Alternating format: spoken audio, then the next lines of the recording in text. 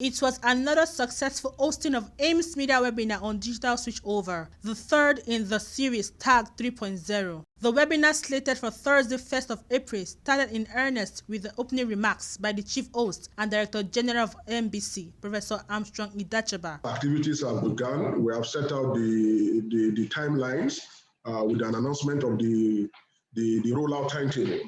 Already, the ministerial task force is up and running. Virtually every day, every week, meetings are going on, subcommittees are meeting. There's a lot of activity going on, and in the next few days, we virtually relocate partially to Lagos with the task force paying a visit to the governor of Lagos State.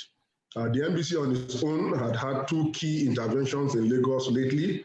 First of all, going to see the rollout sites of the signal distributors and seeing for itself the state of preparedness. This was immediately followed with the message of the Honorable Minister of Information and Culture, Alhaji Lai Mohammed, which hinged on the subject matter. Before we embark on the analog switch off in any state, we will ensure that the digital terrestrial television, DTT, signal has covered at least 70% of the population in the state. The representative of the minister also delivered his speech. It is no longer in doubt that the federal government is doing all things possible to ensure the successful rollout of and implementation of the digital switch over, a transition from analog to digital television broadcasting in Nigeria. The focus of the webinar was on the technical requirements of DSO, which was aptly presented by Engineer Edward Amana in a colorful PowerPoint presentation. Why switch over from analog to digital terrestrial television?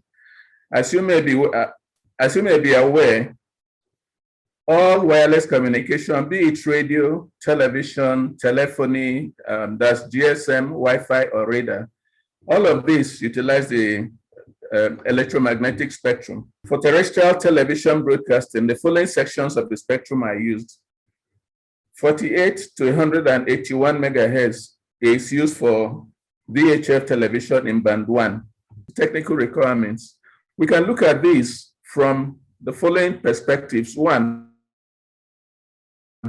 the standard for the digital terrestrial transmission, and then look at the other aspect of it, the broadcast chain itself, which comprises of the content, the transmission network, and the reception. The discussant raised more salient issues that bordered on signal distribution, set-top boxes, and more. First was the Chief Operating Officer of StarTimes, Mr. Tunde Aino. Then the GM of NTA Properties, Mr. Maxwell Loko. From the side of the content providers, as in the channels, how are you reacting to this new regime? Now, before you have, of course, the former model of analog TV, especially before we had so many channels, is you have one single channel that is trying to please everybody. In the morning, you have your breakfast show. Later, you have some religious show. You have children belts. You have language belts. But now things are changing. The audience is becoming more and more sophisticated. What must we do to develop a self-sustaining and a commercially driven model so that we don't have to continuously depend on government, as it happens all over the world?